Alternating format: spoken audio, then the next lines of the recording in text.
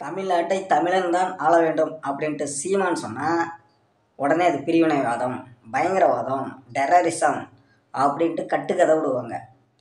அதே ஒரு ஆட்சியாளர்கள் போயிட்டு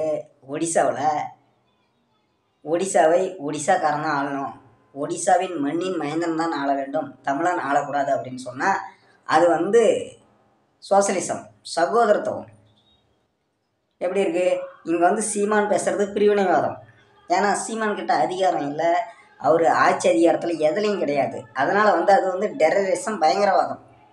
அங்கே போயிட்டு ஆட்சி அதிகாரத்தில் இருப்பவர்கள் அதையே பேசுனா தமிழன் எப்படி ஒரிசா வாழலாம் அப்படின்னு கேட்டால் அது சகோதரத்துவமாக, சமத்துவத்துவமாக மக்கள் மத்தியில் கட்டமைக்கப்படுகிறது. அதிகாரத்தில் உள்ளவங்க எதை வேணும்னாலும் பேசிட்டு சமாளிச்சுக்கிறாங்க. ஆனால் அதிகாரத்தில் இல்லாதவர்கள் நல்ல விஷயத்தை பேசிட்டா கூட அது ஒரு தவறான வார்த்தையாகவும் ஒரு தவறான பாதையில் அழைத்து செல்வதாகவும் அவங்க மேலே ஒரு பழியை போட்டு குற்றம் சுமத்தி ஏதோ ஒரு வழியில் அவங்கள முடக்குவதற்கு ஆட்சியாளர்கள் தயாராகி கொண்டிருக்கிறார்கள் அப்படின்றது தான் இதை நம்ம பார்க்குறோம். இங்கே சீமான் பேசுகிறாரு, தமிழ்நாட்டை தமிழன் தான் ஆள வேண்டும் அப்படின்ட்டு. அது தவறு அப்படின்னு நீங்கள் சொல்கிறது சரியாகவே இருக்கட்டும். அதே மாதிரி அமித்ஷா ஒடிசாவை ஒடிசாக்காரன் தான் ஆளணும், தமிழன் ஆளக்கூடாது அப்படின்னு சொல்கிறது தப்பு.